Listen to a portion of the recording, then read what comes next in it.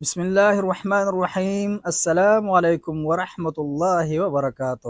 پیارے دوستو، کیا آپ جانتے ہیں جنت کی مٹی عام مٹی نہیں ہوگی بلکہ خالص کستوری ہوگی، اور جنت کا ایک درخت ایسا ہوگا کہ اگر گھوڑ سوار 100 سال تک چلتا رہے تب بھی اس کا سایہ ختم نہیں ہوگا۔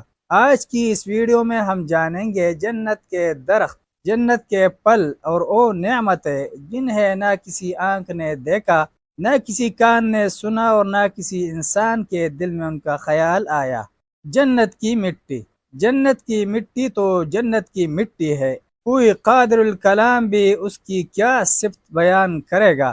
ہاں البتہ جوامع الکلم سے متصف ہستی ان حضرت صلی اللہ علیہ وسلم نے یوں ارشاد فرمایا، پھر میں جنت میں لایا گیا، کیا دیکھتا ہوں اس میں موتیوں کے ہار تھے اور اس کی مٹی کستوری تھی۔ جنت کے درخت، دنیا میں موجود اکثر درختوں کے ہم نام درخت جنت میں موجود ہوں گے، البتہ ان کی جڑیں، ان کے تنے، ان کی شاخیں، ان کے پتے، ان کے پھل اور پھول ہر اعتبار سے دنیاوی درختوں سے اعلیٰ و اشرف اور ممتاز ہوں گے، اور جنت کے درخت کانٹوں کے بغیر ہوں گے۔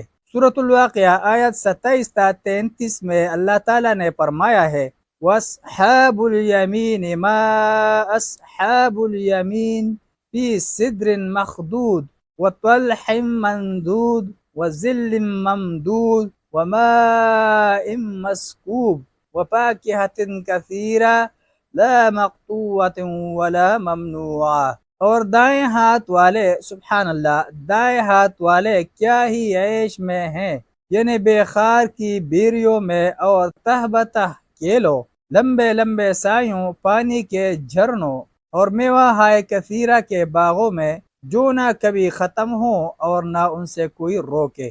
حضرت عبداللہ بن عباس رضی اللہ عنہما فیہا فاکہۃ ونخل ورمان کی تفسیر میں فرماتے ہیں، جنت کی کھجور کا تنا سبز زمرد کا ہوگا، اس کی ٹہنیاں سرخ سونے کی، اس کی چال اہل جنت کا لباس بنے گی، اسی سے ان کے مختصر لباس، بنیان، کچھا، تولیہ وغیرہ اور زیور بنیں گے۔ اس کا پل بڑے بڑے مٹکوں کی مانند ہوگا جو دودھ سے زیادہ سفید، شہد سے زیادہ میٹھا اور مکھن سے زیادہ ملائم ہوگا، اس میں گٹھلی نہ ہوگی۔ جنت میں ہر طرح کے پھلدار درخت ہوں گے، لیکن کھجور، انار اور انگور کے درخت کثرت سے ہوں گے۔ واللہ اعلم بالصواب۔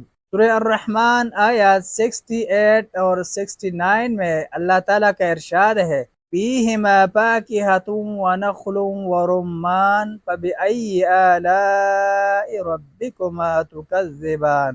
ان میں میوے، کھجورے اور انار ہیں، تو تم اپنے پروردگار کی کون کون سی نعمت کو جھٹلاؤ گے۔ جنت کے درخت اس قدر سرسبز و شاداب ہوں گے کہ ان کی رنگت سب سیاہی مائل ہوگی۔ جنت کے درخت ہمیشہ ہرے بھرے رہیں گے۔ سورہ الرحمن آیات 64 اور 65 میں اللہ تعالیٰ کا ارشاد ہے، مدہامتان فبأی آلاء ربکما تکذبان۔ دونوں خوب گہرے سبز، تو تم اپنے پروردگار کی کون کون سی نعمت کو جھٹلاؤ گے۔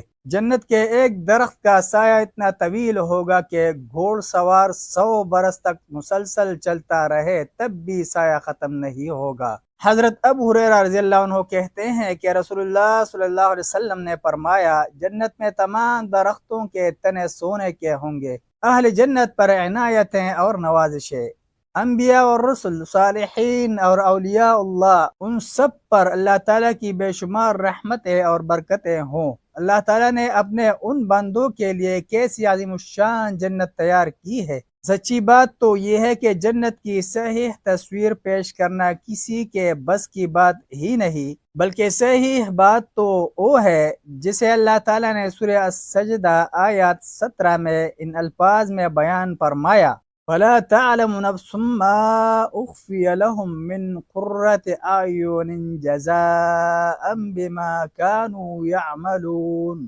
کوئی متنفس نہیں جانتا کہ ان کے لیے کیسی آنکھوں کی ٹھنڈک چھپا کر رکھی گئی ہے، یہ ان اعمال کا صلہ ہے جو وہ کرتے تھے۔